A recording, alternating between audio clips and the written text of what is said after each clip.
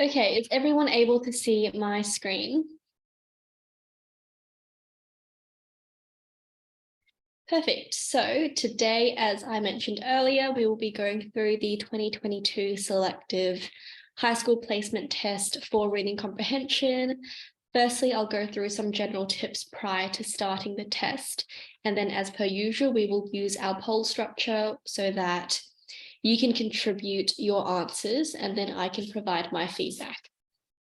So before I wanted to get into the test itself, I want to talk about some general reading tips. So firstly, try reading only the questions, not the answers, and underline those keywords. This will help you read more effectively later. So basically what I'm saying is read the questions first, don't read the text itself, so that when you do read the text, you know what you're looking for.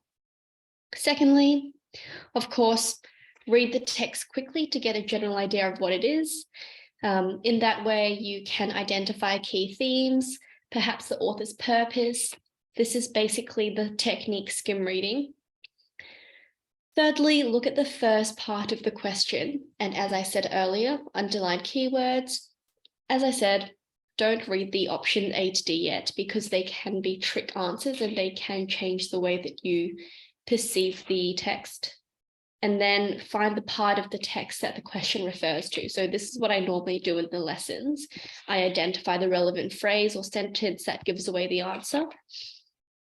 After all of this, then you go through the 4 choices, A to D, and underline the keywords. Of course, choose the answer that best fits. What this means is there could be several correct answers, but you need to find the most correct answer. At your level, there should only be one correct answer, but as you get into high school, it will be a little bit less clear and more elusive. So keep in mind that the information may be rephrased. This is why vocabulary is important, because you have to be able to identify synonyms. So that normally occurs when the text gets harder, normally in your fictional texts, not often in non-fiction, I'll say. Next, process of elimination. This is if you don't know what the answer is. So even if you think you know the correct answer, obviously check that the others aren't appropriate. That's a process of elimination. You should be applying that to all of your subjects. And then, very importantly, check your answer against the text. So check whether the choice that you have selected completely aligns with whatever key phrase or sentence you have identified. So there will be several elements that you're looking for in terms of several words within that answer, and you'll see what I mean. I've also done this previously in the lessons. I've normally highlighted a few keywords in the answer, and I've kind of compared it against the text. And that's how you know that you'll 100% be correct. So those are the general tips. Do we have any questions? Anything that was unclear? If not, I'll continue. So of course, you'll open your exam paper. You know that there are 30 questions and 40 minutes. So it sounds like it's not a lot of time. And even if you're thinking 1 question per minute, that might not leave a lot of time for reading, but the entire process in terms of reading and checking the answer will be within that minute. So you'll get really good at skim reading. This is why you should read more. And yeah, some of the shaded text may be referred to, which is very helpful for us.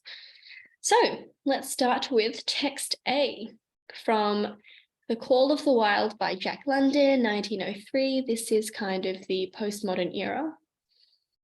And also text B, The Effect of Pets on Humans by Marie Carter, obviously a modern text. And here we're doing compare and contrast. So now I'm going to launch the poll and we'll get started. So first question, what theme is dealt with in both extracts? Of course, the theme means a broad idea that kind of envelops or overlays the entire text. generally it can be one word. As you get older, it'll get more and more concise. But as you can see here, these are quite specific phrases. So of course it's about pets / dogs.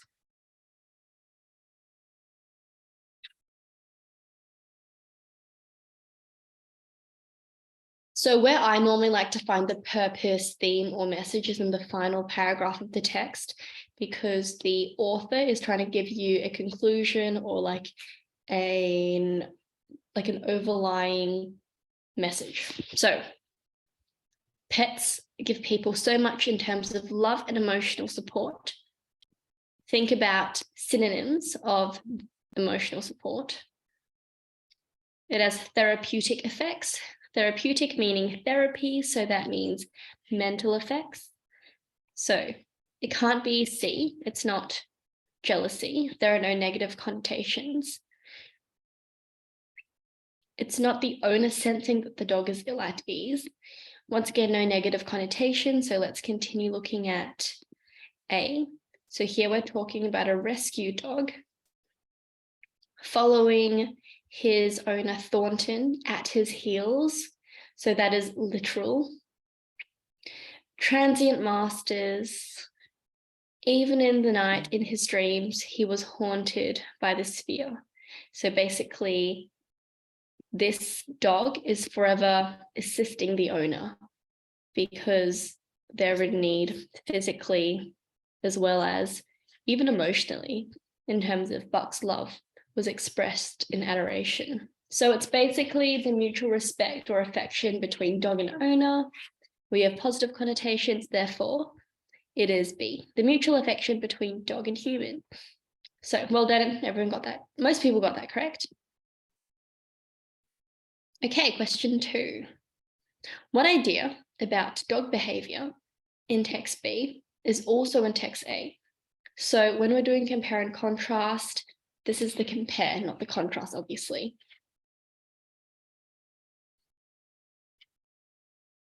And someone in the group chat has asked whether this is the actual test that the Year 6s did this year. Yes, it is. It was early this year, only March.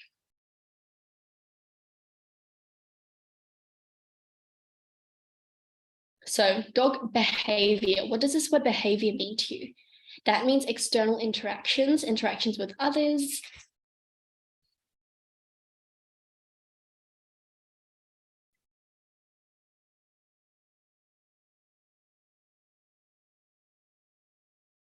Okay, I am getting just over half of the people answering the poll.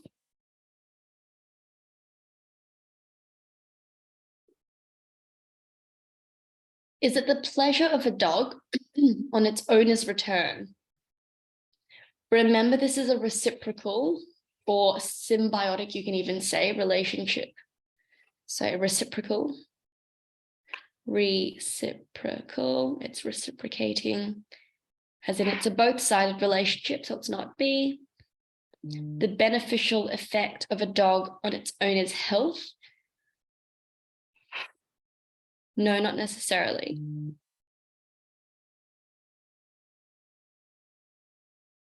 So let's also look at A. The dog communicating its support in a physical way.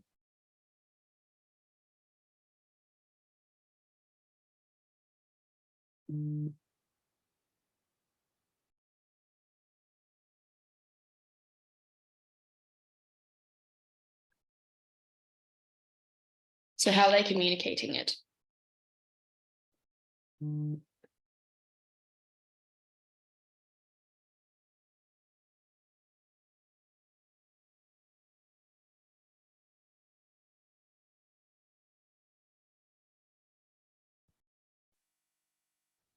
Okay, so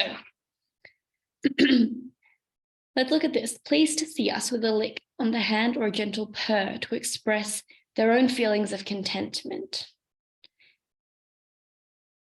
Yeah, so their feelings of not being stressed, being calm, that's what that means. And here, as I said before, Buck's love was expressed in adoration. When he went wild with happiness, Thornton touched him or spoke to him. He did not seek these tokens, unlike Skeet, who, now here there is some compare and contrast.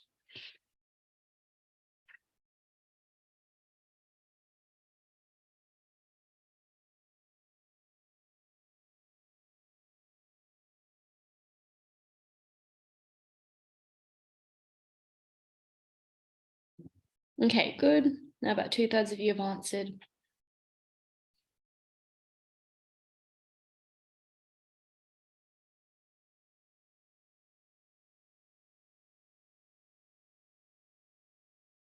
Okay, so it's between A and B currently. What I will say here is, how is the dog communicating? And who are they supporting? They're supporting their owner. And how are they doing so? Here, it is, for example, a lick, a gentle purr to express their feelings of contentment.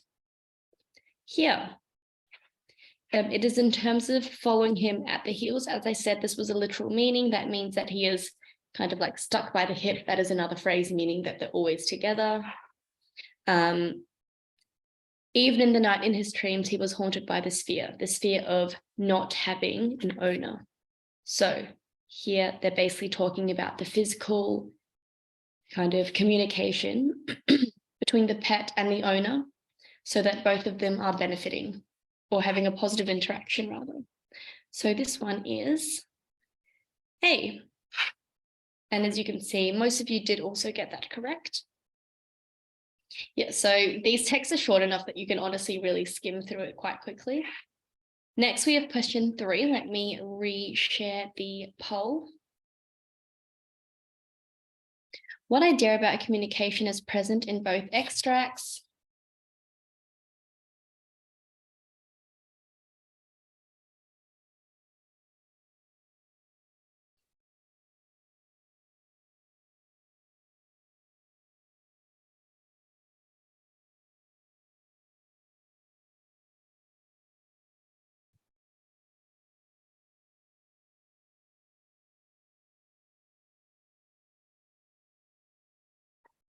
So what is important here is the second paragraph. They can be trained to recognize words through commands. Scientists agree, so verbal commands. They agree that they can't actually understand the words, but they can hear emotion of the voice. It can boost levels of oxytocin. Oxytocin is basically the happiness hormone. And as a result of happiness, then normally if you're extroverted, you want to engage in social bonding. So that's why they've said that. It's not the most specific definition. But up here,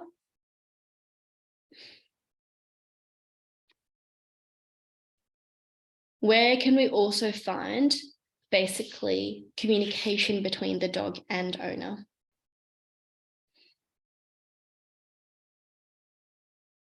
So it's kind of in the middle of the extract that you're looking for. Thornton was the ideal master, so the ideal owner. He never forgot a kindly greeting or a cheery word. Calling him names that to Buck were love names. So love is also an emotion. Yeah, sounds of murmured oaths.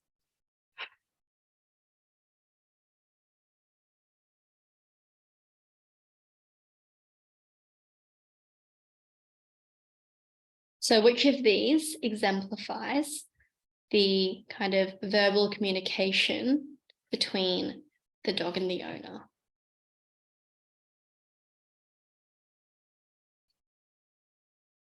Yeah, very good. So this one is B. Dogs recognize the feeling behind their owner's words. So remember that they're not saying that they actually understand the language itself, but rather the emotion behind it and the tone of the voice that gives it away.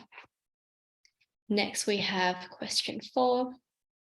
The phrase "for that matter" in text A is used to do what? So here, of course, you need to put that into context. You need to find the relevant phrase within the sentence. If you're unsure, read the surrounding sentences.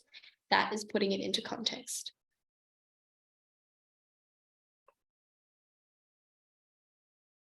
So Is it contrast, a positive description, criticism, or is it a reason? So 4 very different answers.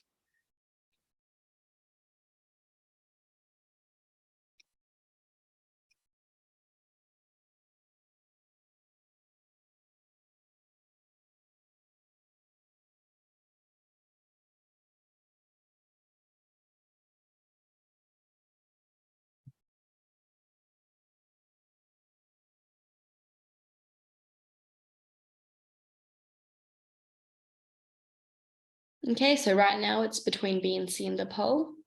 One of them are correct, but which one is it?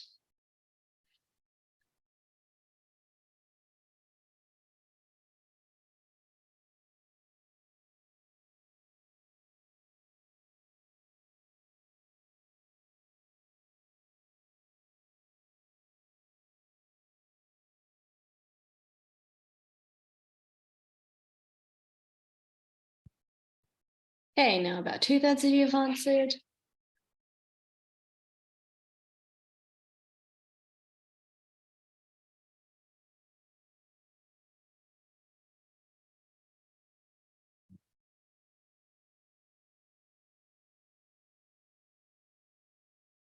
Okay, we're going to read the surrounding sentences. It must be confessed that Buck waxed lazy as his wounds healed, his muscles swelled out, and the flesh came back to cover his bones. For that matter, they were always loafing. Buck, John Thornton, and Skeet, waiting for the raft to come that was to carry them down to Dawson. So what is happening here? They're by a riverbank, just relaxing there. What does it mean to loaf around? I've kind of already given it away from my early description.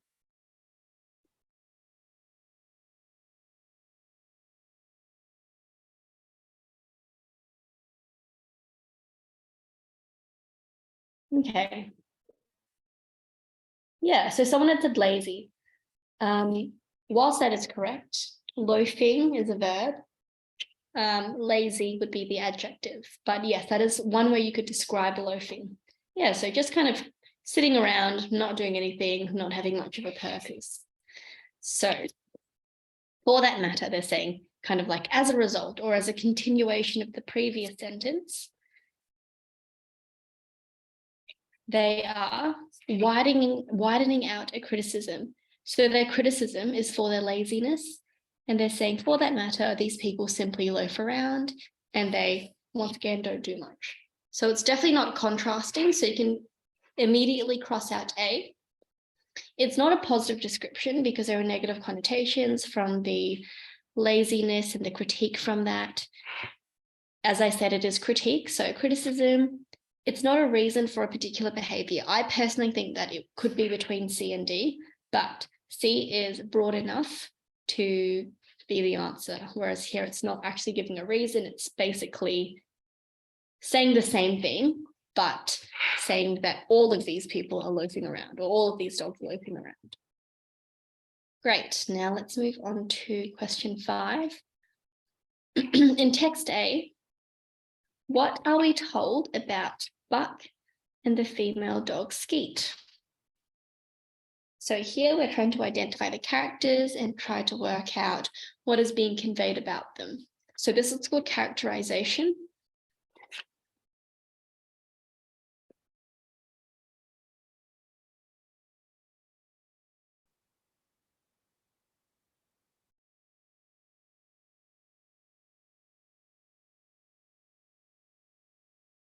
So to Buck's surprise, Skeet manifested no jealousy towards him.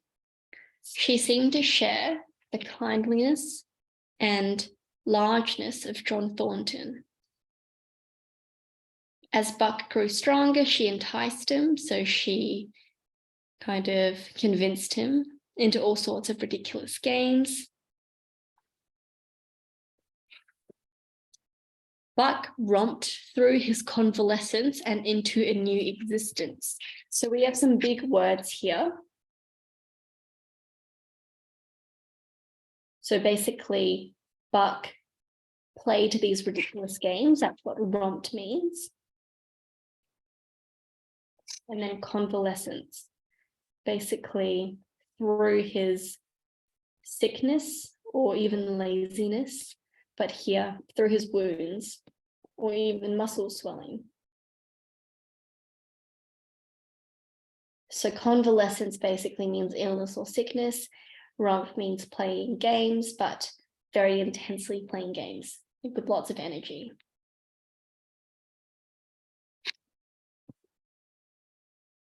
Good. So most of you have chosen C, which is certainly correct. With 5, Buck eventually appreciated Skeet's affection. Yes, so at first Buck was surprised.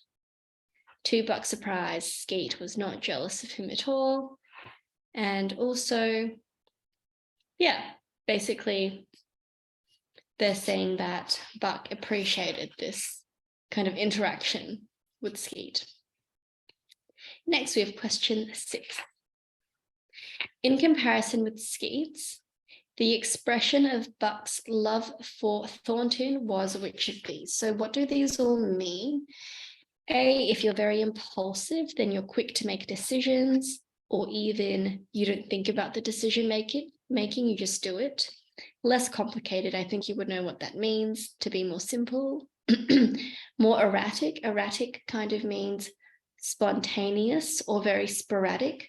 So very kind of like impulsive actually, but just more frequently.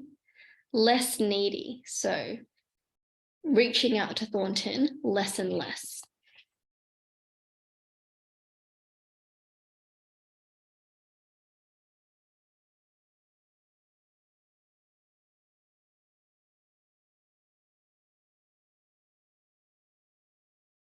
So Buck did not like Thornton to get out of his sight. That means that Buck and Thornton were always together. But what do they say about Skeet?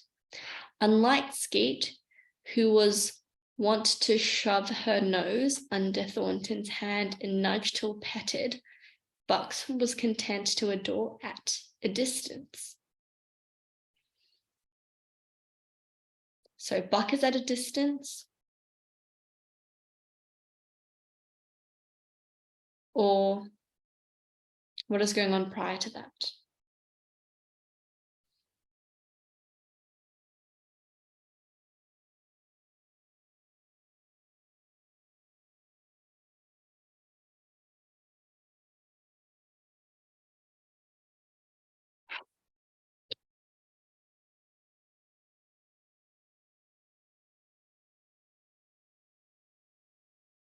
So who is more kind of connected to Thornton? Is it Skeet or Buck?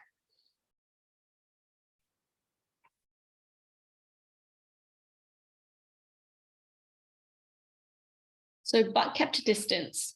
Buck and Thornton, further away. However, Skeet and Thornton, very close. So that means that Skeet and Thornton were more needy. Therefore, 6 is D. Yeah, so it's not impulsive or erratic. That would mean that they would very quickly make a decision to want to be with Thornton or even not be with Thornton. It's a little bit too elusive, like it's not specific enough.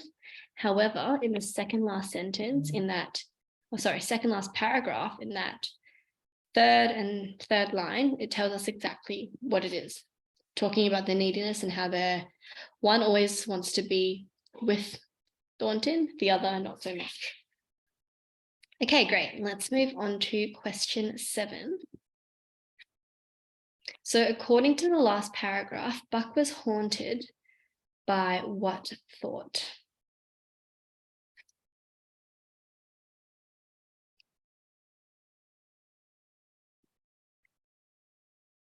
So what is haunting Buck? His transient masters, since he had come into the Northland, had bred in him a fear that no master could be permanent. So if you have a fear that no master is permanent, that means you have a fear of your master leaving. Even in the night in his dreams, he was haunted by this fear. So even in his dreams, he was afraid that something would happen that would mean that when he woke up, his master wouldn't be around anymore. So which of these answers best fits that? So which one is about the owner disappearing? There has to be another character in this.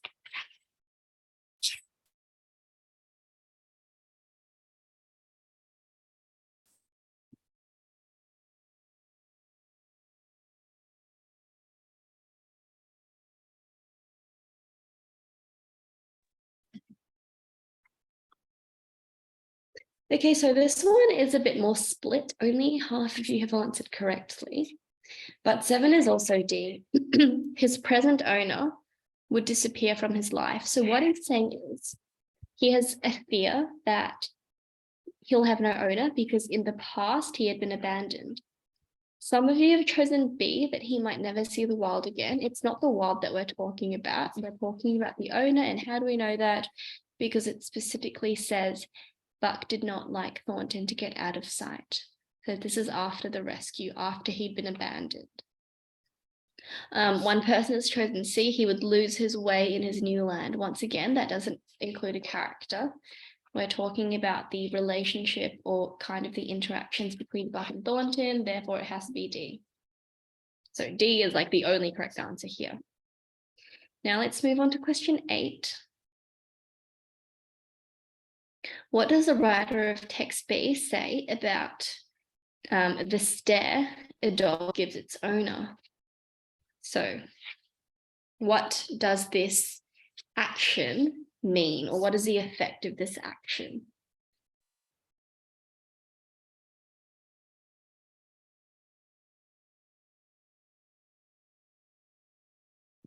Okay, good. I can see everyone who's answered so far has gotten it correct.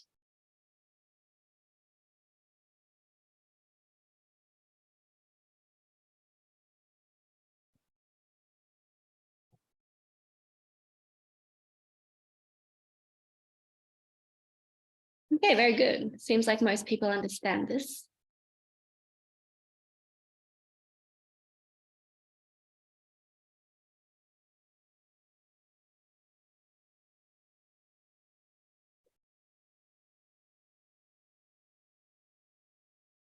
So that actively seek out eye contact. So obviously to seek eye contact means to stare and truly want to be with us. So what we're looking for is this word, truly. So what does that mean? It means to be real, to be genuine. So if you look at A, well done, everyone has this correct who's answered. It's just A. It is entirely genuine and earnest. So it's kind of like the puppy dog eyes when it stares at the owner. They kind of are craving love and affection, or that's what they're trying to communicate. So yeah, it's only A. Everyone's answered that correctly. Do we have any questions about this so far?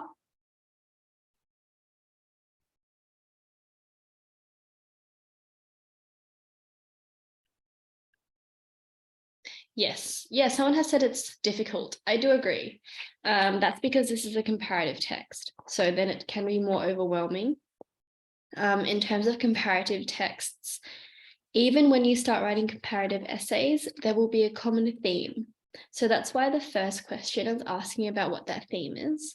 So for example, in that first one, they're comparing different animals and their interactions with their owners, how you can either be very dependent or independent. Whereas with the second one, it's pretty much wholly positive.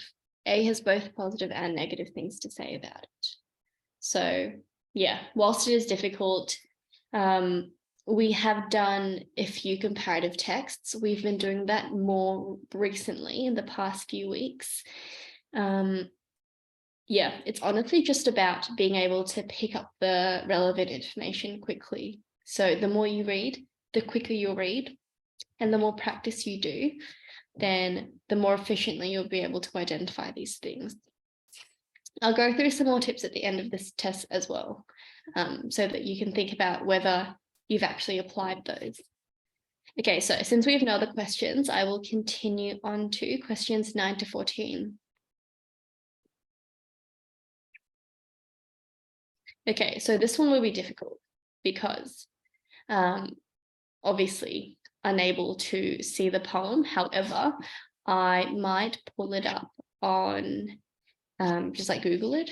So firstly, I'm going to launch the poll and go through question 9. The idea in the title of the poem is developed by the description of what? So the title is From the Wave by Tom Gunn.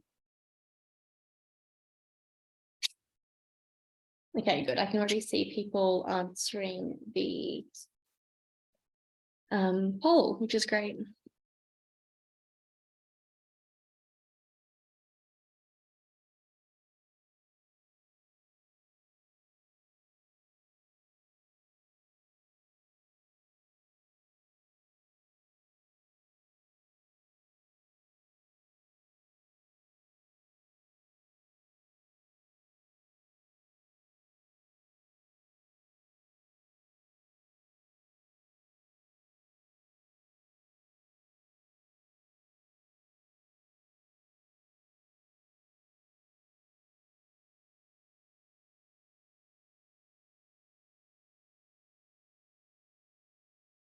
Okay, so far about half you've answered the poll.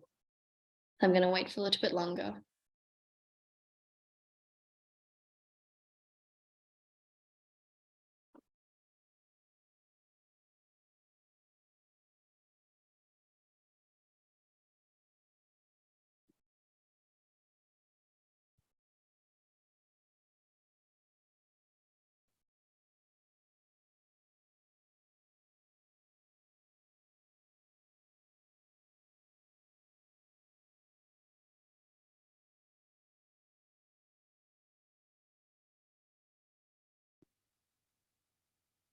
Okay, very good. Let me just overlay the poem on top.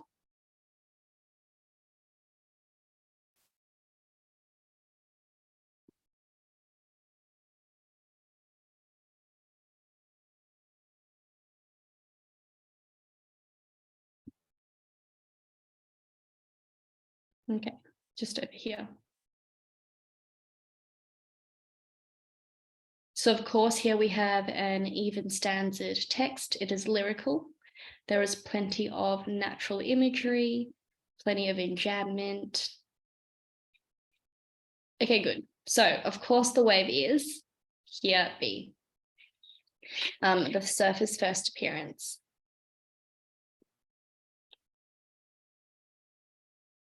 Yeah, so here normally when you do any kind of poetic analysis, the first thing you do is look at the title, ask yourself, what does it mean on the outset or kind of on the surface level? And then read the poem, go back to the title and ask yourself what other meanings have been uncovered. So here, of course, we're talking about surfing in terms of people riding a wave. But more specifically, what their first appearance is. One person has chosen C, the wave is advancing. It says from the wave. So what they're saying is the surfers are appearing from the wave, if that makes sense.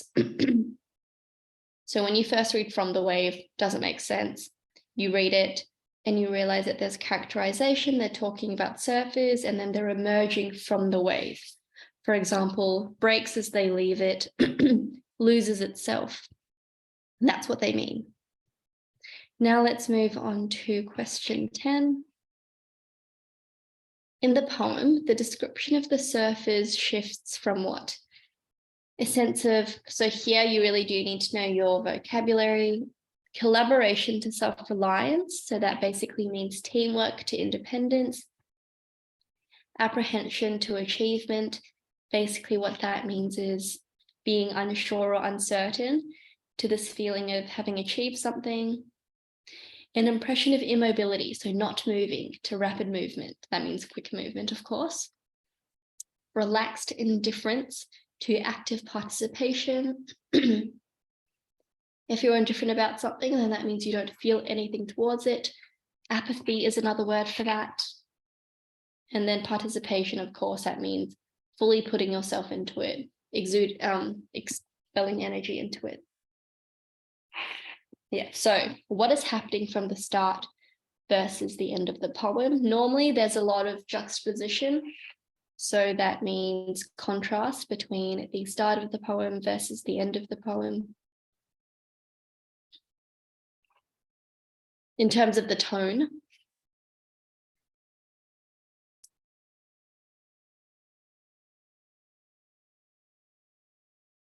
Yeah, so what are they saying? It mounts at sea, a concave wall. So here they're starting to describe the wave like a concave wall. Pushes forward, building tall, it's steep inclined. So it's building, it's getting bigger. It's getting steeper as well. So it's starting like this and then it's going up and up like that. So it's starting from basically immobility. And then what's happening at the end? Lots of paddling, splashes, the waves gather. So the waves have finally broken in. And basically the energy and the rhythm picks up as you continue reading through the poem. Another thing that's interesting is the sentence structure or the line structure. It's kind of like a wave, as you can see.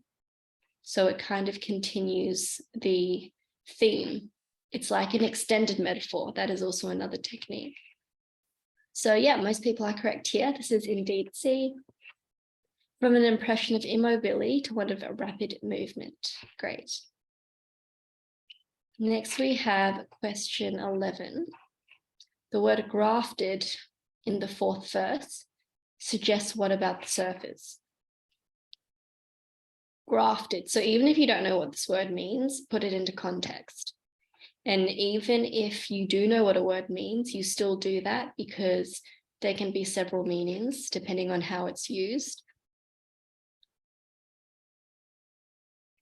Yeah, so the marbling bodies have become half wave, half man.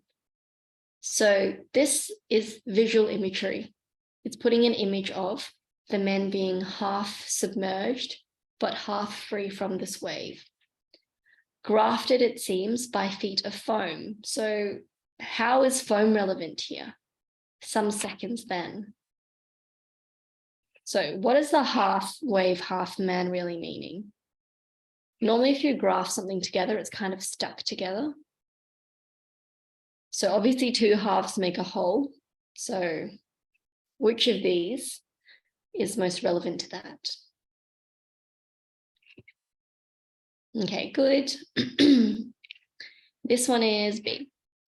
Now, part of the wave, how do we know that? The half wave, half man, that is not necessarily literal or metaphorical. It is literal in the sense that that's what you physically see, but of course, they're not half water. It's simply the perspective that it's giving the audience. It's kind of like show, not tell. Next, we have question 12. Unlike in the rest of the poem, what are the surfers in the last verse doing? So they paddle in the shallows still. So now they're kind of near the beach or near the sand to splash each other, then all swim out to wait until the right waves gather. So it's like a cycle. It's a cyclical poem. So what is it giving you? It's very easy to read, very straightforward.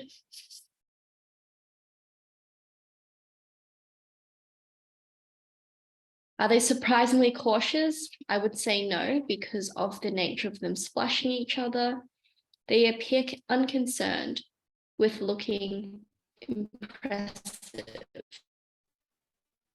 Think about why that would be relevant. I would say it's not because there aren't any external parties. They're not talking about any onlookers from the beach, other than, of course, us, the audience, but we're not within the poem. That's called breaking the fourth wall. That's not what's happening here. Are described to be behaving like ordinary people. Yeah, so what you'll probably notice is as you continue reading the poem, the surface become more and more human, like more humanized, if that makes sense.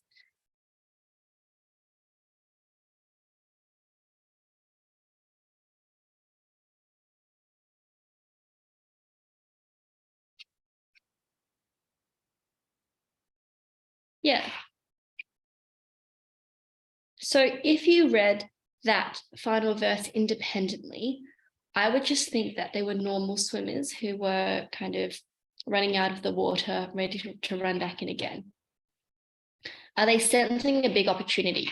I would say no, because they don't know when this opportunity will come. They're just saying when the right waves gather. It's not saying waiting urgently or on the edge of their toes, trying to wait for this. So it's not D, but yes, it's on a C. Are described as behaving like ordinary people. Good. Is there a reason as to why people thought it was A and D?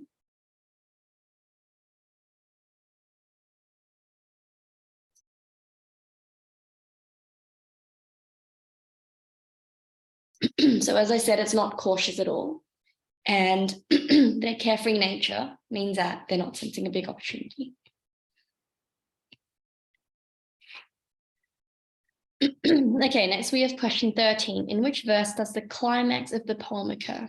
So what is a climax? That is kind of like the big complication or the largest event that occurs, like the most high energy in a way. Is it 5, 6, 7, and 8 or 8? I will say that it is normally the middle of the poem or even the middle of any text, whether it be a play or any fictional text, because normally it would follow introduction, complication, and then resolution. It's kind of like that hill that you may have seen before, where it gets higher and higher and then back down low again. So what would make most sense?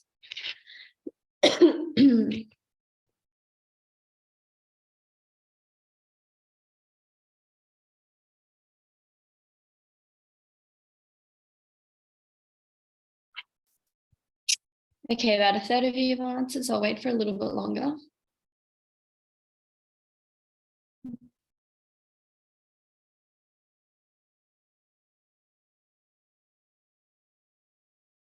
So I did say that it is normally in the middle of the poem. So following that rule, straight away, I would look at 5 first. So looking at A, what do you see? So late as they can, they slice the face in time procession.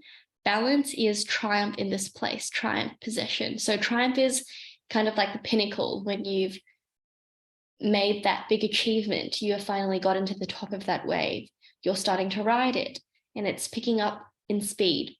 That is definitely the climax. So that's that. Yeah, for those of you who have chosen 6, so B, the mindless heave of which they rode a fluid shelf breaks as they leave it, falls, slows, loses itself. I would say that would be the low. So the low occurs in 6, the high occurs in 5. Okay, now let's do question 14. What is the main idea developed in this poem? So what is the overarching theme, the overarching purpose or message?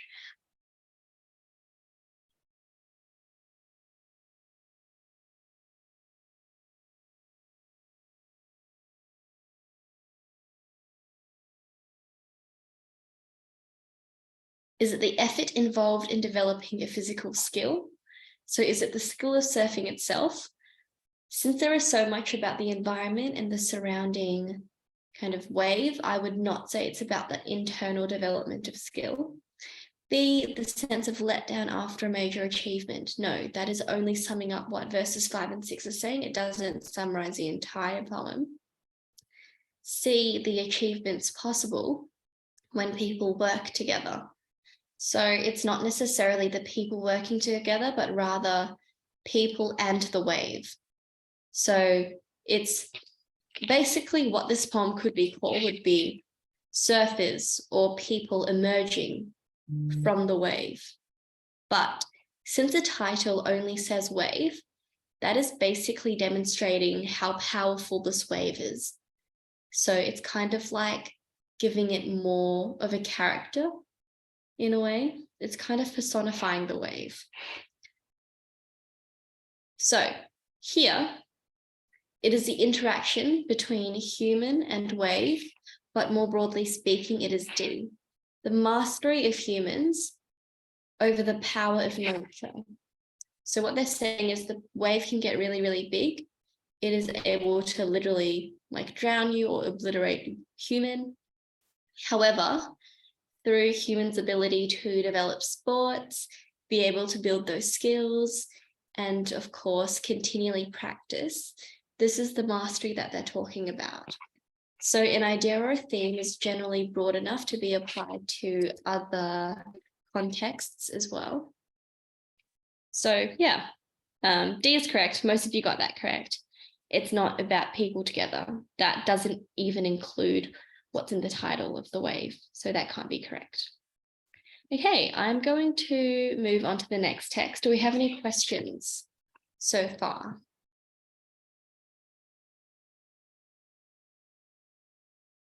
Okay, someone has said no, so I'm going to continue. I might do a few more questions and then a break, depending on your energy levels. Okay, so here, of course, read the text below, which consists of 6 paragraphs, 15 to 20. Choose option A to G, which summarizes each paragraph. So here, this is called global analysis. So in English, we have global versus close analysis.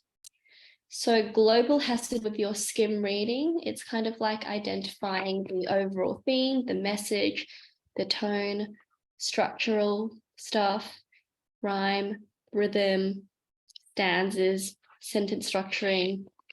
Close analysis is, as you could probably guess, more kind of focused. So things like similes, metaphors, extended metaphors, juxtaposition, alliteration, oxymoron, hyperbole, all of those are close analysis. So close is kind of more technical, but easier to identify. Global can be less specific, so it can be harder as well. So I'm going to go through the first few questions, I think. Okay, so let's skim through the first paragraph. So Mars, 4th most distant planet, more than one place. So literally just skim through this. Telescopes, robotic satellites. There will be keywords that stand out to you. Astronauts, visit, colonize. Other versions from our imagination throughout the course of history. So they're saying that it's more than one place. There are other versions.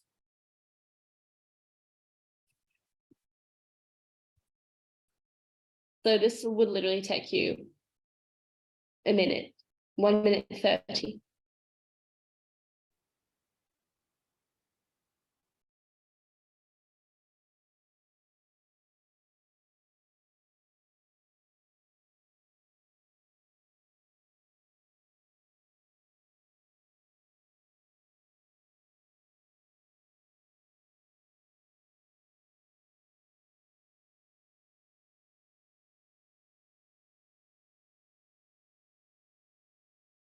Okay, about half you've answered thus far.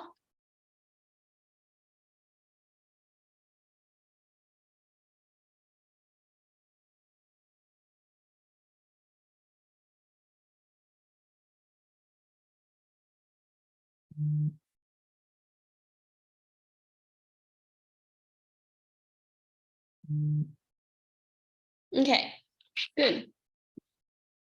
So as I said, other versions, more than one place, but who thinks that there are other versions? Scientists, right? So yeah, D is correct. The idea that there are different perceptions of the planet Mars. Yes, that would be correct in terms of a scientific perception, even through our imagination, there are things that we might think on surface and that a scientist will actually know below the surface. So yeah, 15 is D. Great. Now let's go on to question 16. Mars is one of 5 planets which are visible to the unaided eye, yet reddish orange. Here we have some color imagery, symbol of war and violence. So here they're kind of talking about the broader symbolism of Mars. But what are they specifically talking about? Civilization, Mesopotamians, city of Nineveh, Nergal Gate.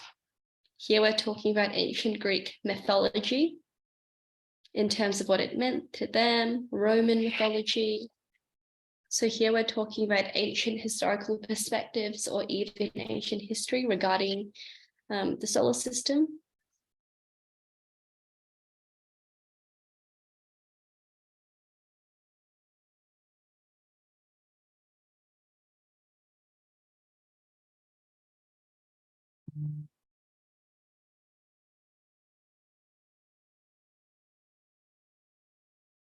Okay, very good.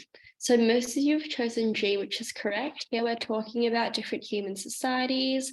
And of course, another word for society is civilizations. Yeah, and also the significance would be the symbolism of it. What it meant in terms of ancient mythology or even the real world, like reality. So yes, 16G. I might do one more before our break. Now let's do question 17. So once again, skim through, find the key words. People started shifting their thinking. So now this is the change in perspective as a result of kind of scientific analysis, technological change, modernization. So they're talking about telescopes in the 1600s, how you could see the surface.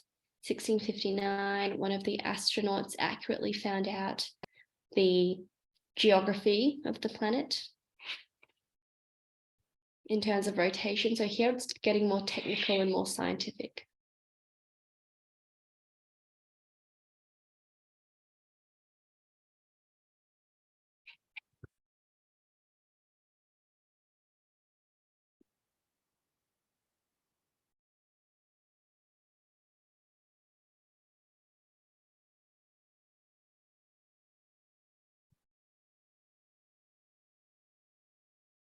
Okay, so for half you've answered, I will give you a little bit more time. Also, another note, remember when you do closed passages like this, or even like match the sentence to a specific extract, remember to cross out what you've already chosen. So that'll make it easy and faster as you continue through the text.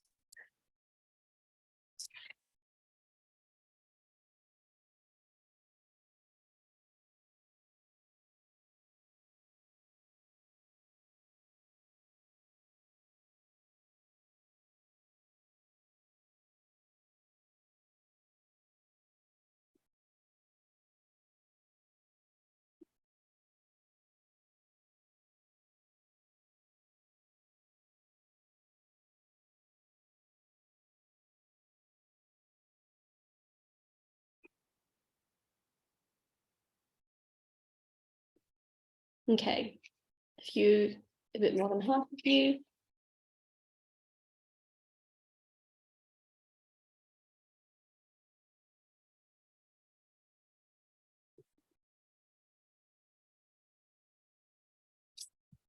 Okay, good. So it's kind of half between B and F. Let's have a comparison of both of that. So B, how new technology facilitated the earliest scientific observations. Yes, we definitely need the science. Let's also look at F, since a couple of you have chosen it. An assumption. So this is where it's wrong, an assumption. Scientists don't assume. They come to conclusions as a result of concrete evidence and lots of statistical analysis. Even though it does talk about geographical feature, they don't really say anything's inaccurate. They're just saying that before it was mysterious, it was elusive, they didn't know much about it. But as a result of scientific innovation, they have found out more about it. So B is entirely correct. Talking about new technology and scientific observations. And these observations include the geographical aspect of it. So yeah, therefore 17 is B and not F, because it's not an assumption. Okay, so I'm going to pause the recording and we're going to have a break. We'll come back at about 7:37 and I'll see you back here soon.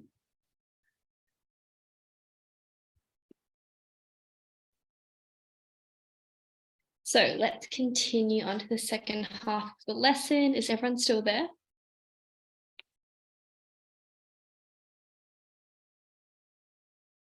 Okay, I'm going to assume you all are. So let's continue on with this text that we were doing earlier.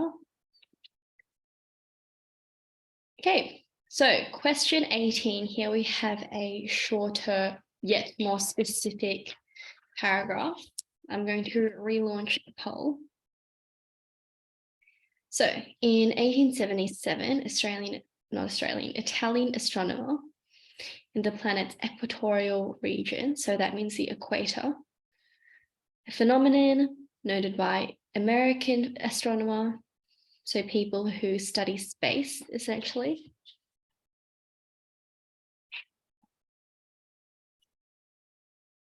They mistakenly thought that they had waterways built by alien civilization, so basically non-human civilization.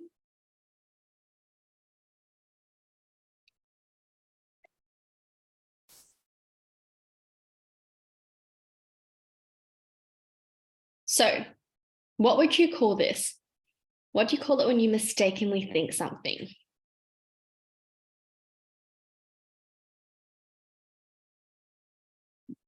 Okay, so far out of 30 you have answered, so I'll wait a little bit longer.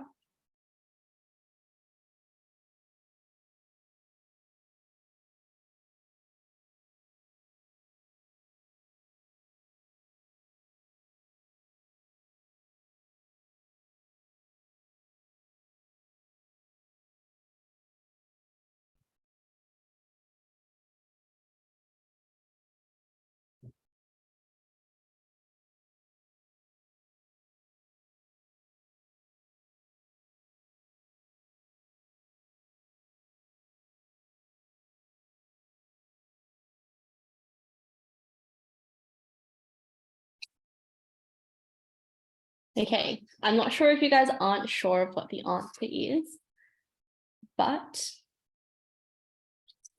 we only have four options to choose from. So it can't be too difficult, even if you're unsure, 25% chance. So I had highlighted mistakenly think. The word that I was looking for you to make the connection with was assumption in F. So the assumption about a geographical feature on Mars that was inaccurate. Yes, it is inaccurate if it was mistakenly thought to be that. The geographical feature is talking about the waterway. So therefore, this one has to be F. Good. Someone has chosen C, recent evidence of the presence of water on Mars. So even though it's saying waterways, it's not saying that this is correct. It's saying that they thought it was correct with no scientific backing. However, they then realized quickly afterwards that it was inaccurate. Okay, next we have question 19. So a bit of a longer paragraph, but once again, very easily skimmable. So what are they talking about here? Life on Mars that humans sometimes think about.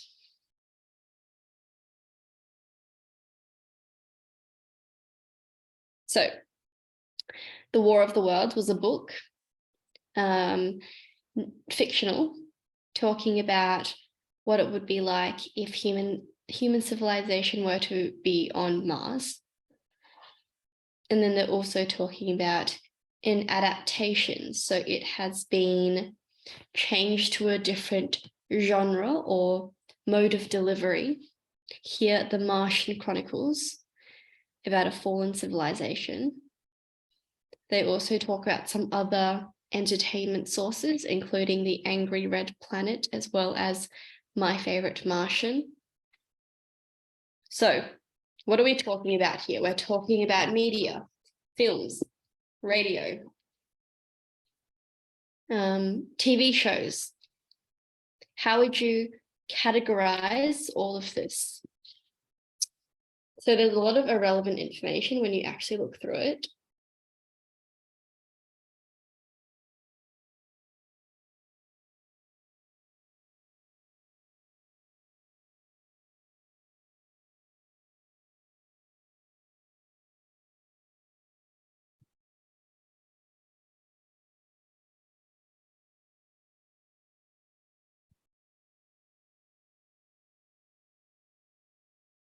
Okay, so you guys have chosen between A and E thus far.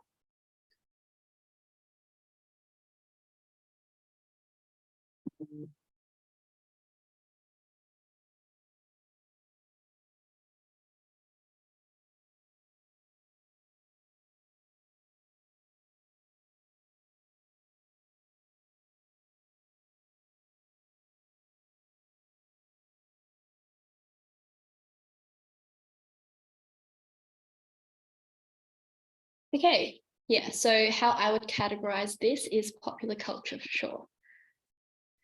So popular culture is basically kind of like pop culture. That's what they're referring to. So anything, any form of modern entertainment, essentially, that is widely known to the public and society.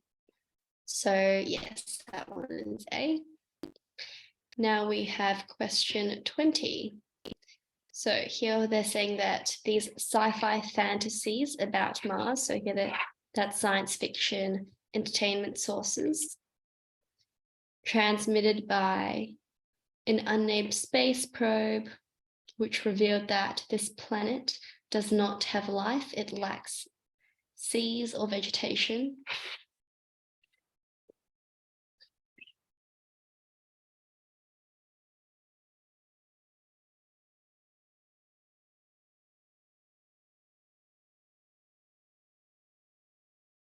So it does say the 1990s film Total Recall and also The Martian in 2015, if you've seen that, by Matt Damon, as a rugged, barren, dry planet. So these are some negative connotations in terms of no source of life, no excitement on this planet, well-protected bases and wearing spacesuits. So between C and D, is it saying recent evidence for the presence of water on Mars?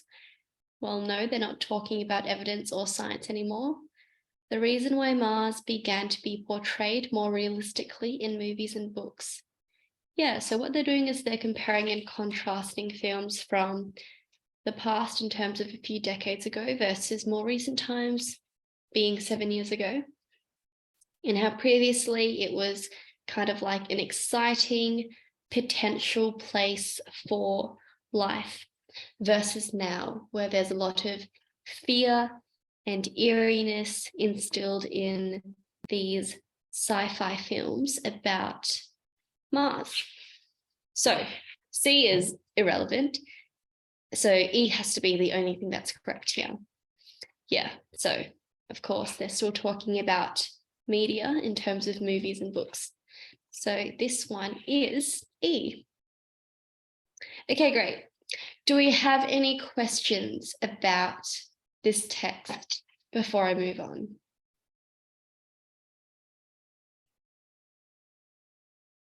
If not, I will continue. Okay, so here with this, we have 4 extracts. So once again, it can seem overwhelming in the sense that you're reading 4 different kind of extracts or even 4 different texts, and then you're needing to answer only one set of questions. But what this means is you can very easily differentiate between these 4. Even though there's normally one common theme. In this case, it is the theme of heroes, as stated in the question. They'll come in different forms. For example, it can be non-fiction, it can be fictional, it can be first person, second person, third person pronouns, it could be more detailed, it could come from different perspectives and all of that. So let's start with question 21. I'm going to straight away just jump into it. Okay, so which writer is a research scientist? What is a research scientist? So here they're talking about the speaker itself, so like the persona.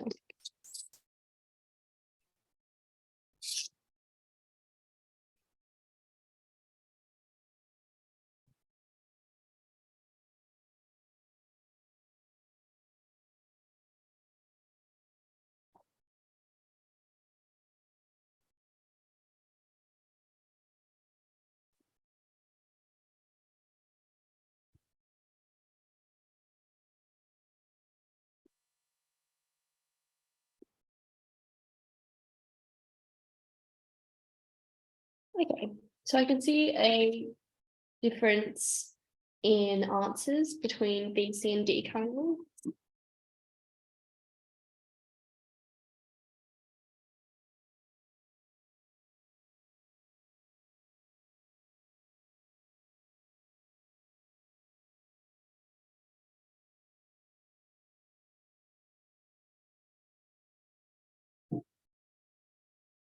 Okay, maybe less people have done this.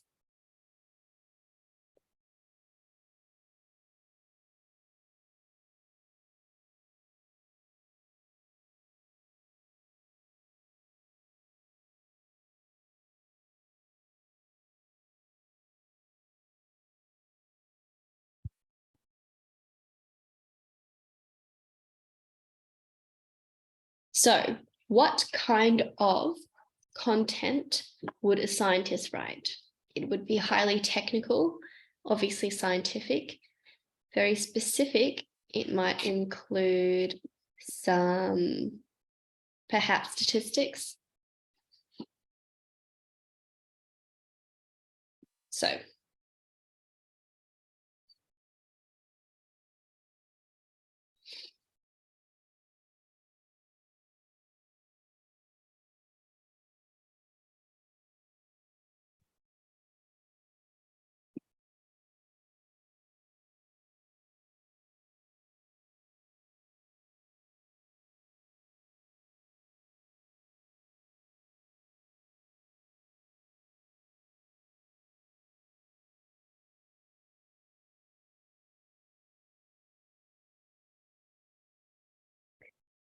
does everyone understand what's going on in these?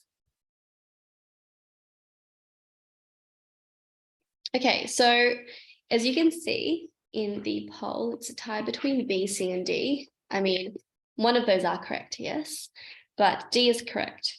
So this one was hard to identify because it's not like the entire extract gave away the occupation of the writer. So here you had to look at the final paragraph of extract D.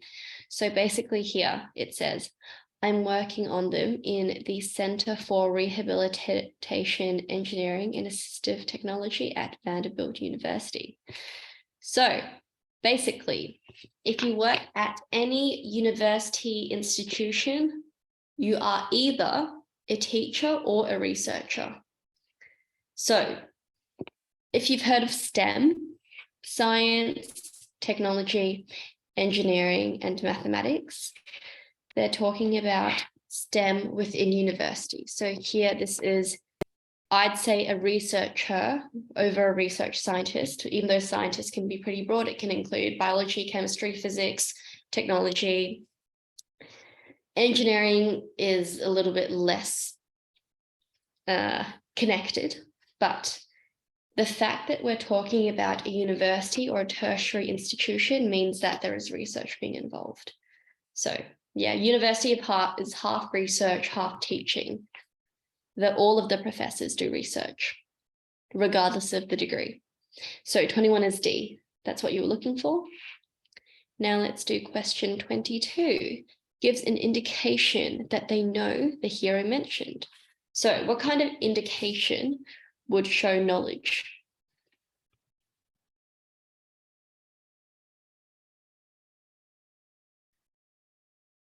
Okay, so right now it's between A and D.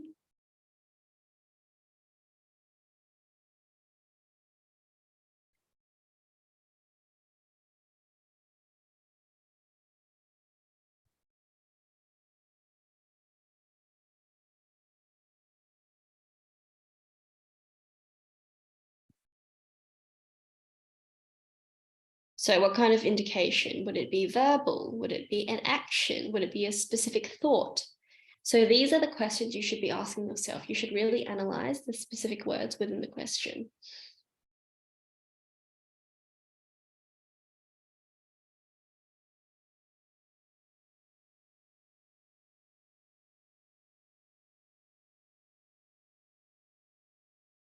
So what kind of hero are they talking about?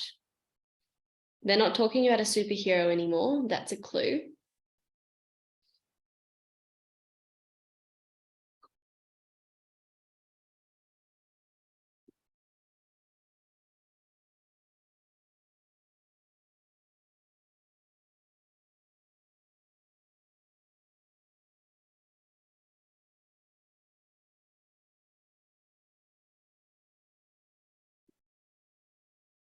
Okay, so right now it's still not many people answering the poll, but it's still between A and D.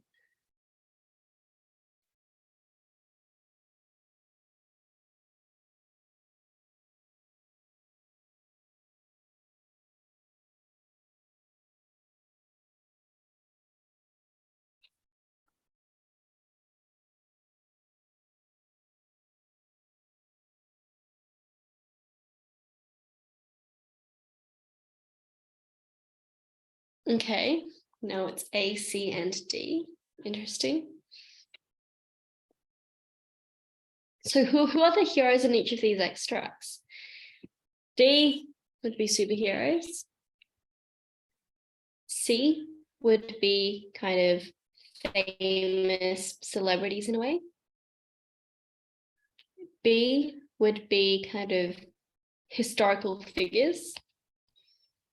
And then A is Kathy Freeman, a very famous Aboriginal woman who won Olympic gold, I believe. Okay, so this one is actually A. Gives an indication that they know the hero mentioned. So a few things. One hero is being mentioned. They're saying the hero. You need to, even though the word the isn't that important, you might think, this is indicating that we're talking about one figure. So Kathy Freeman. Took less than 50 seconds. Straight away, they're able to identify the name of the hero, Kathy Freeman, to run into immortality. What does that mean, to run into living forever? So what they're saying is that this 50-second victory race symbolized the recognition of Aboriginal Australians after centuries of being horribly treated by the British settlers. So the fact that the writer is able to identify the specific name, that is an indication of the hero mentioned. Also, in terms of the amount of detail that they go into, me and 112,000 others watching this girl carry the hopes of an entire nation. So here we have hyperbole, exaggeration.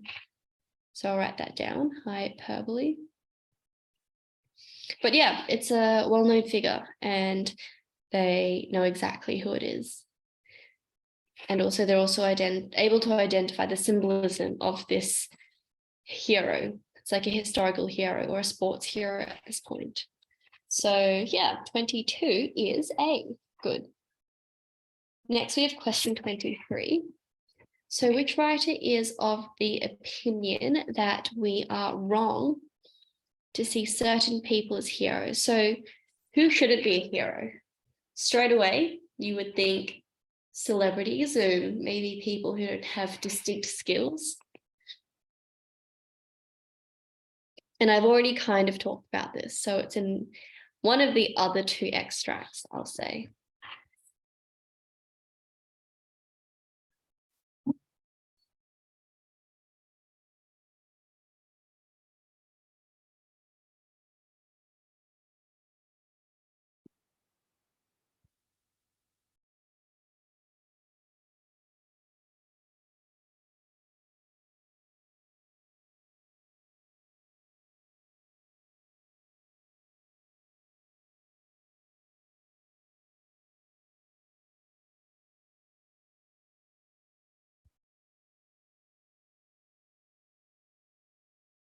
Okay, so right now most people have got this correct. Well done.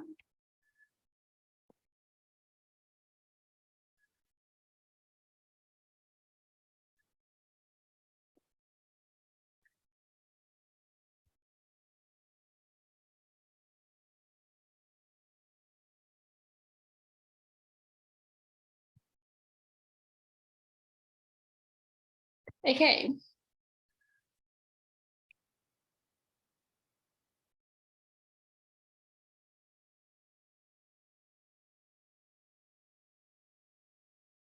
Yeah, so if you look at C, as I said previously, I was talking about celebrities and how they might not specifically have skills, or even social media influencers, even though, of course, you need the dedication to be able to uphold that. It still can be not as respectable as other professions. So this one is C. Here they're talking about celebrities like actors, sports stars, musicians, heroes, and role models. Those, whilst they're more respected, it's more so the social media that they're talking about. The notion that if someone is good at acting, sports, or pop music, then the rest of us should listen to their opinions on climate change and politics. They're saying that their influence on the broader public can have broader ramifications or broader effects on society in terms of voting. That's why they've brought in politics here. So they're saying that, yeah, if I hear an actor critiquing a film or play, then of course I'm interested. I might learn something. I care about human rights. I'm supposed to find the plight of animals any more or less poignant just because a movie star has given them a voice. Many of these stars would say this is terribly mean-spirited, that they're just getting the message out to the public who lack awareness. So it's about raising awareness with their influence, that they're using their platforms to do some good. I sort of get this, but I really don't buy it. So this is the big phrase that we're looking for, that there is an opinion of celebrities and their ability to, yes, raise awareness on important issues, including climate change, politics, and animal rights. However, they might not be the most knowledgeable. So therefore, it is wrong to see these people as heroes because they're not actually heroes. They're not really doing anything but maybe making a post or talking about it in an interview. So yes, 23 is C. Next we have 24. So refers to a heroic act to illustrate a particular interpretation of what heroism is. So think of one act to demonstrate or illustrate how heroism can be interpreted or perceived or seen as. That's what they're saying.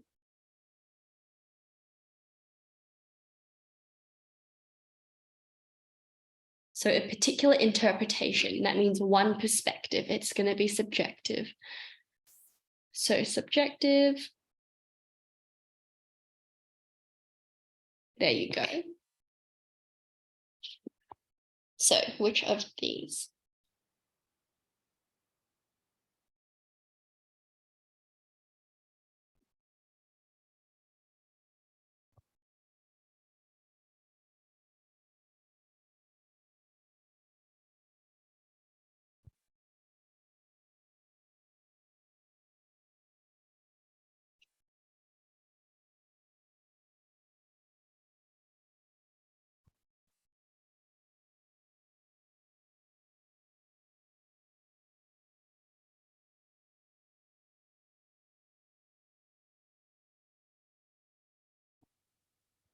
Okay, so far a couple of people have answered this.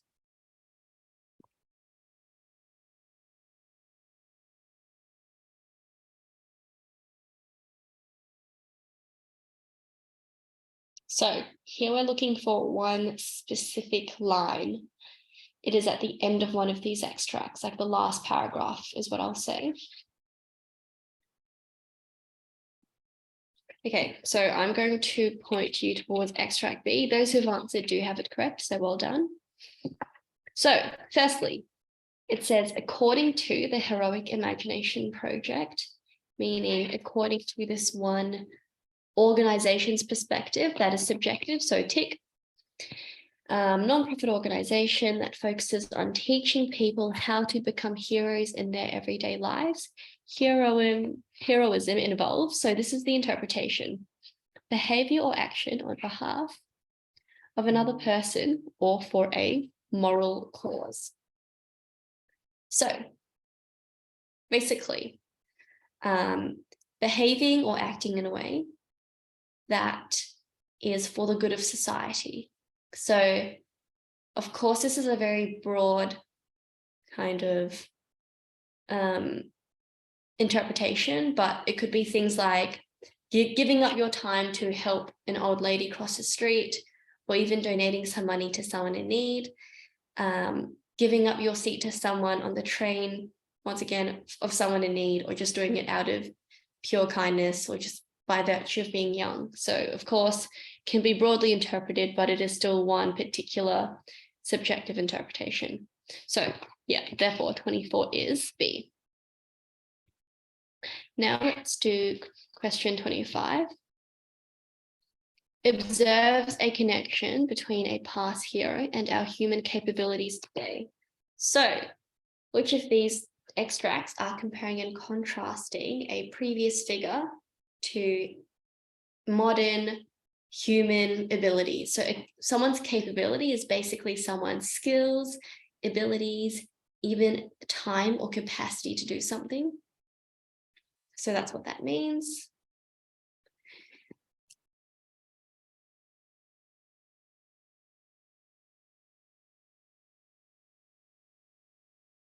Okay, not getting too many poll answers right now, so I'll wait for a bit longer.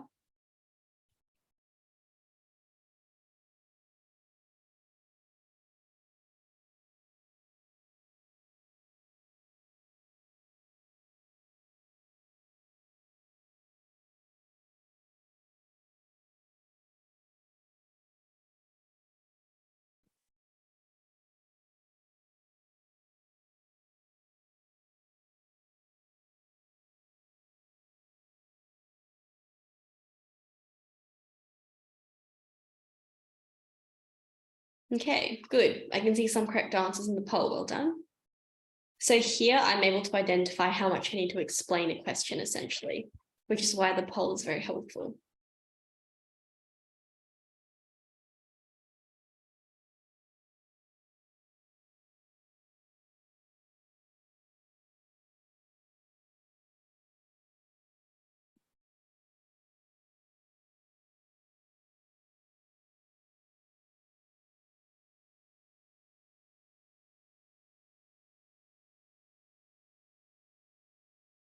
So what kind of human capabilities would exist today? It would be something modernized. And when you think modern, I immediately think technology and digital media. So which of these texts also talk about that?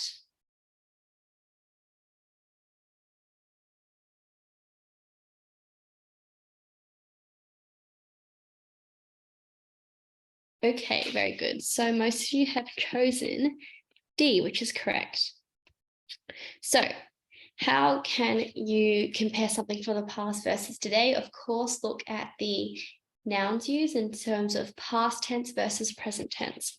So if you look at the very start of D straight away, past tense in terms of childhood. So the Thundercat superheroes cartoon, and then there's some other irrelevant detail there.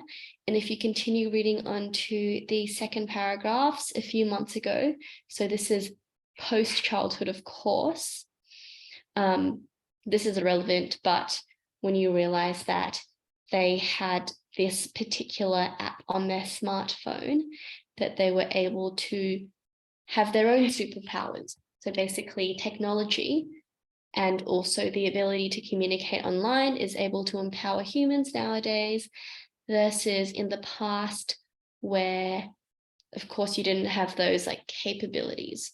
So those are the capabilities that they're talking about. Even if you don't know what that means, it's similar enough, in my opinion, to the word abilities, and that's basically what it means. They're basically synonyms. So yes, this one is certainly D. Okay, almost there. Now let's do question 26. So which of these writers mentions something that a hero does which suddenly lightens the writer's mood? So something that the hero does. Of course, something is very vague, but it would refer to a specific action, the act of doing. So that's how you know that from the verb.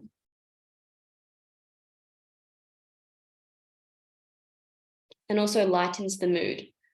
Which of these has a contrast between perhaps a negative outlook or energy versus the end where it has been a sigh of relief or there's some contentment in there? So that's what we're looking for.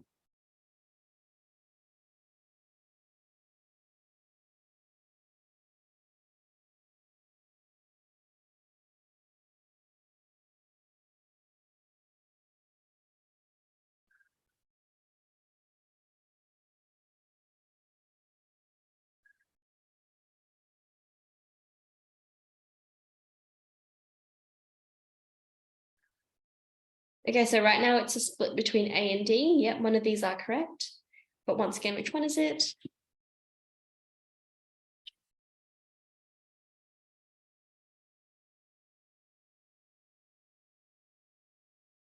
So I am looking for a specific phrase at the end, in the final paragraph of one of these extracts. So look between A and D and see whether you can identify that.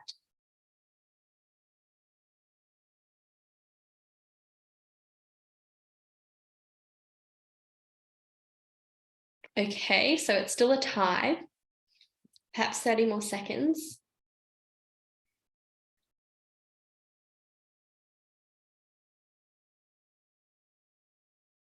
So lightens the writer's mood. How could you say that in a phrase? You could say, a weight was lifted off my shoulders, or suddenly I had a breath of fresh air. Those are both phrases that lightens a person's mood. So we're looking for something like that, something along those lines.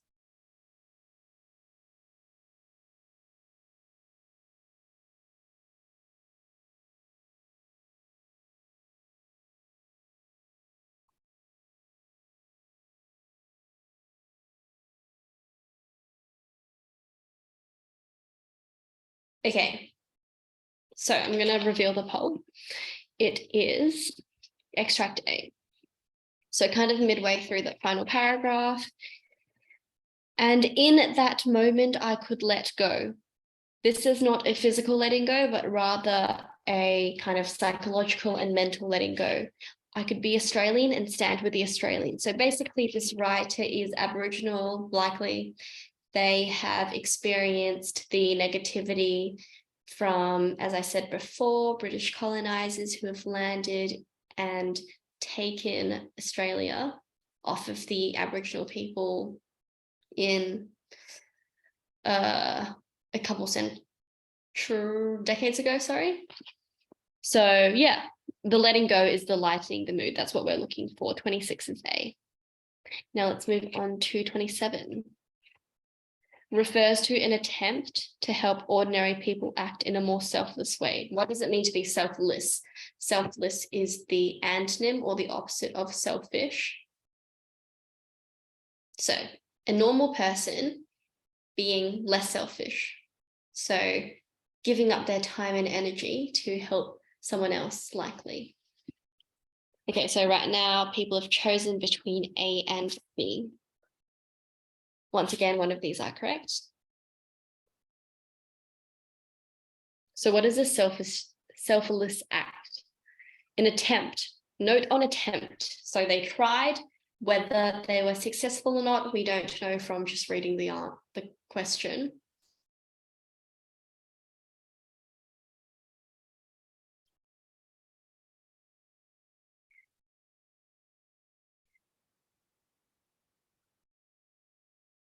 So an ordinary person, which of these insinuates or suggests a normal human?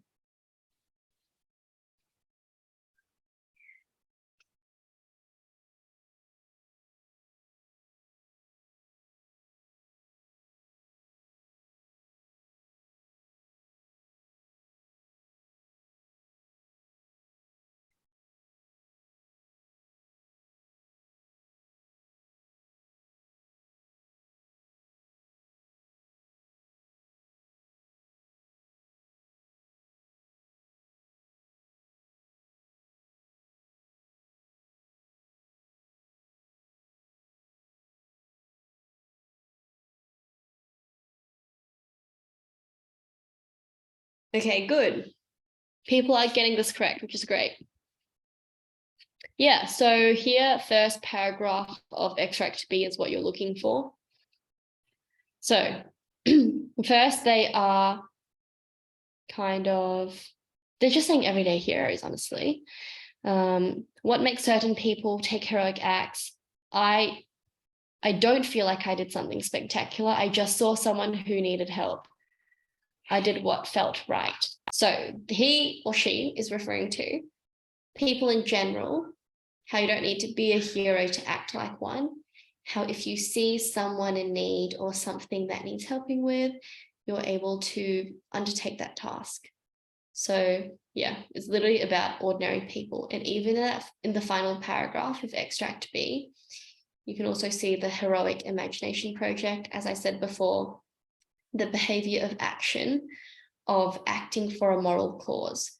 To be moral means to have values in terms of like positive values that can contribute to society. So it could be maybe, like it's very controversial, but it could be like not harming animals and not consuming meat, for example, or as I said earlier, helping someone cross the road. So it can be very mundane, really depends. But yeah, this one is indeed B, which is very good. Now let's do question 28. Uses mocking humor. So to mock someone is to make fun of someone, and humor, of course, induces laughter when giving a view about today's heroes. So which of these people sarcastically or makes fun of today's heroes? So all of these words are important. What would a modern hero mean in this context?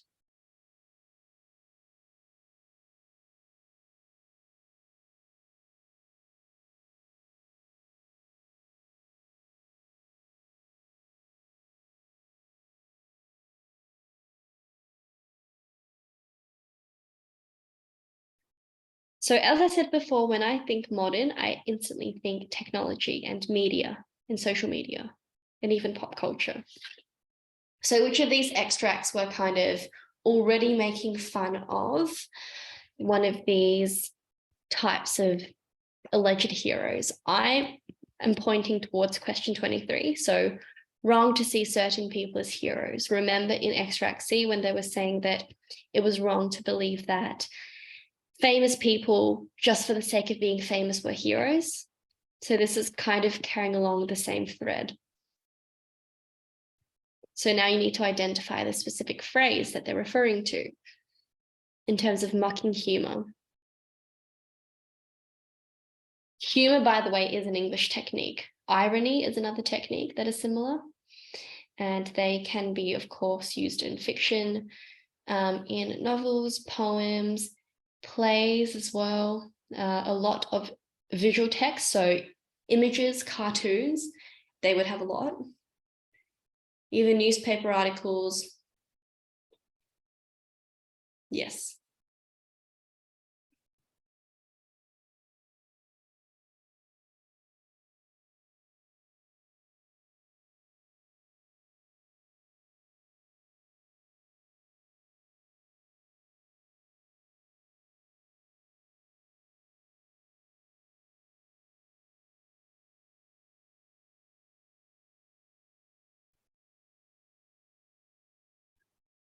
So what could be humorous here? What are they making fun of? It's mocking.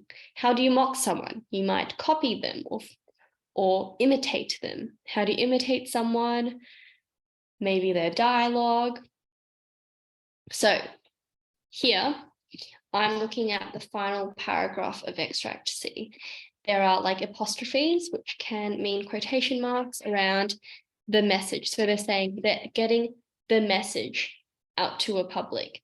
Basically, they're saying that this message is a lot more important, or they think the celebrities think it's more important than it really is. Whereas they don't actually know what's going on.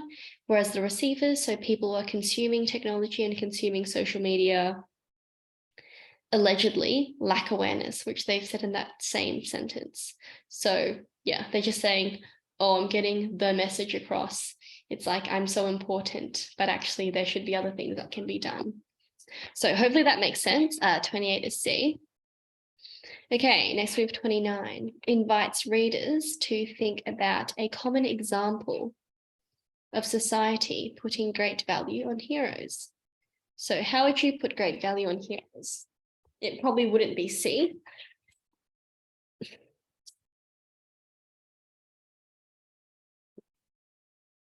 So a common example, a common man is another phrase for like the ordinary person, a lay person, a general human of society. So which of these talks about that?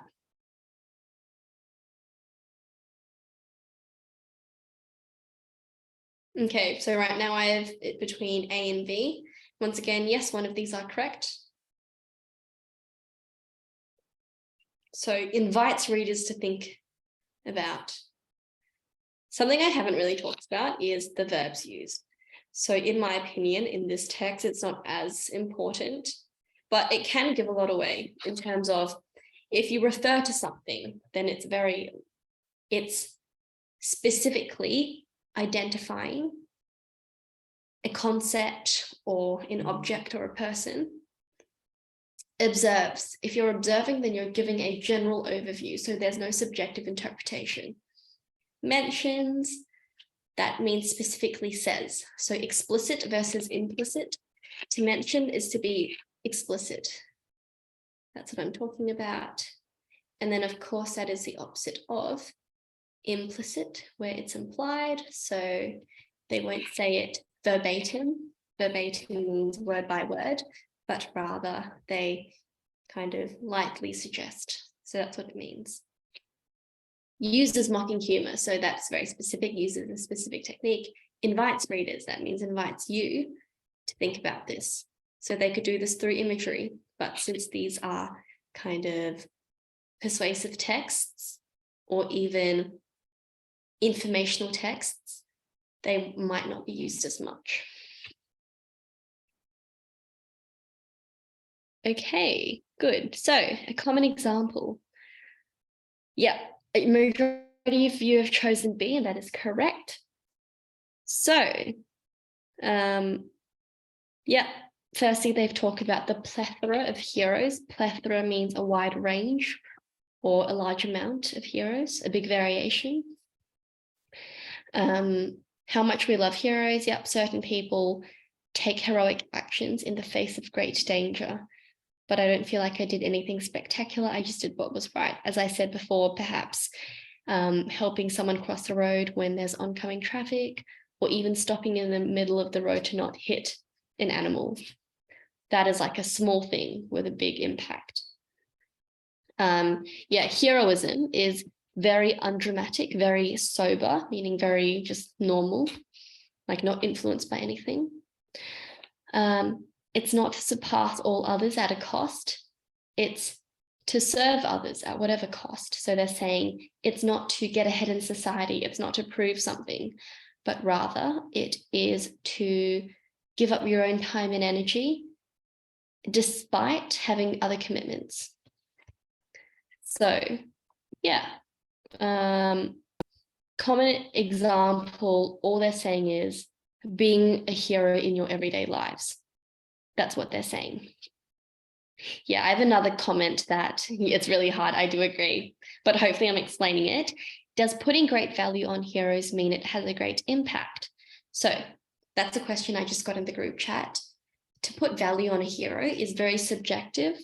If I put great value on a hero, it doesn't necessarily mean that they have a great impact.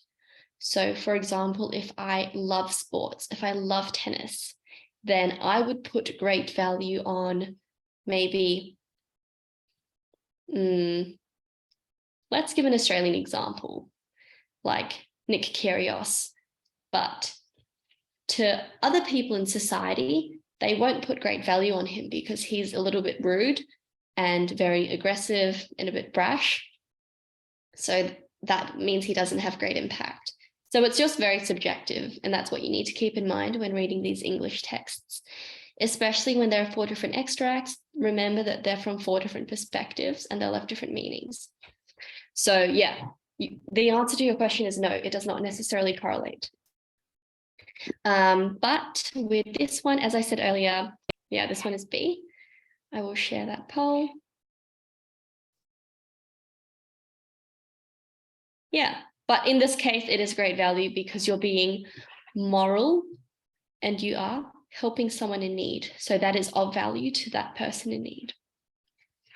Okay, final question. Hopefully your brains aren't too tired. It has been a very difficult set of texts, but remember, this is basically the epitome or the hardest that it will get. Everything that we've been doing has been building up to this moment. So it provides a detail, which is a reminder of hero's wider struggle.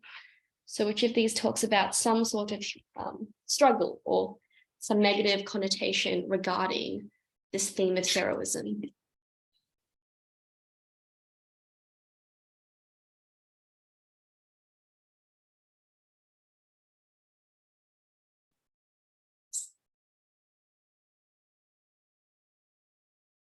Great, straight away, every answer that's in the polls correct. So I'll wait for maybe 30 more seconds again.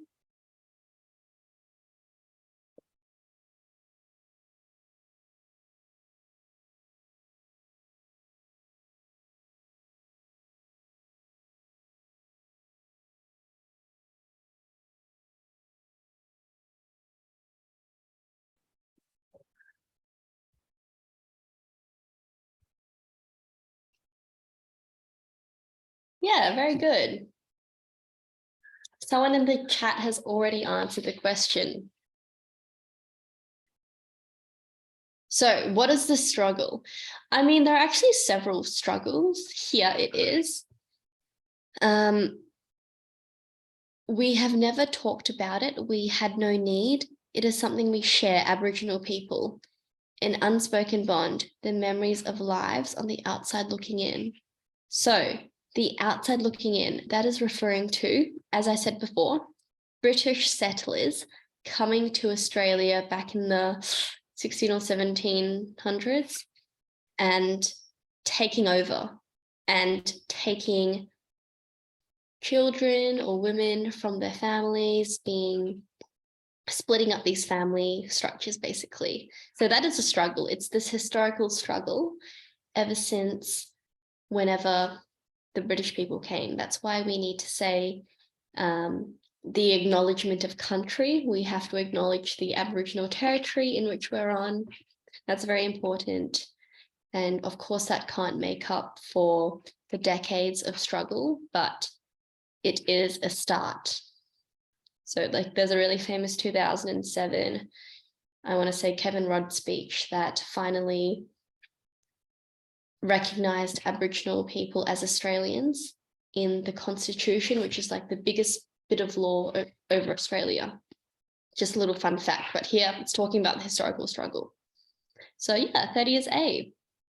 Okay, any questions about this text?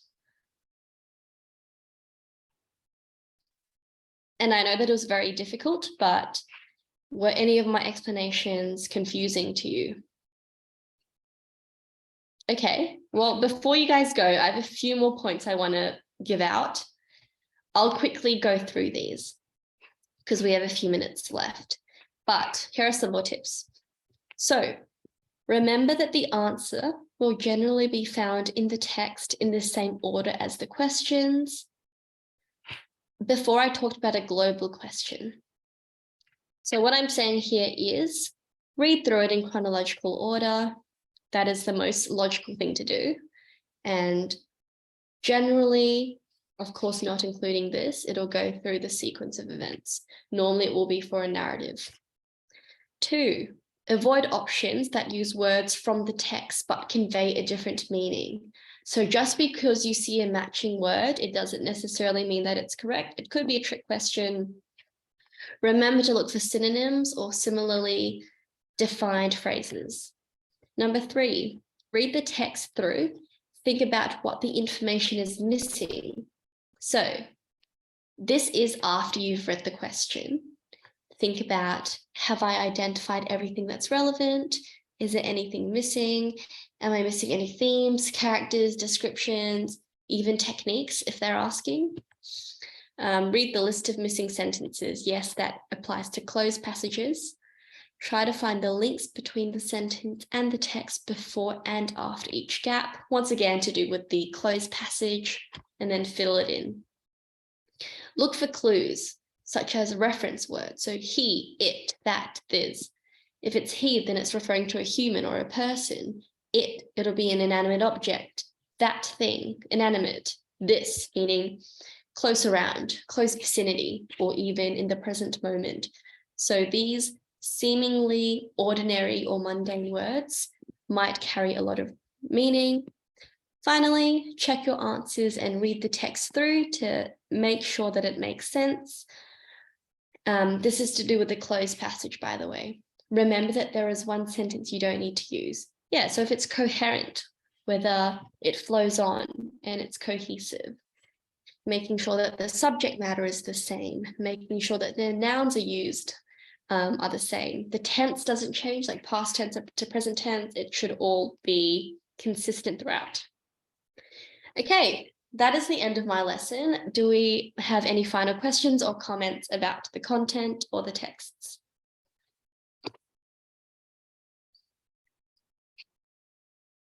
Okay, if not, I can see a couple of people have left. That marks the end. Have a good rest of your night. Have a good weekend, and I will see you next Wednesday. Bye, everyone.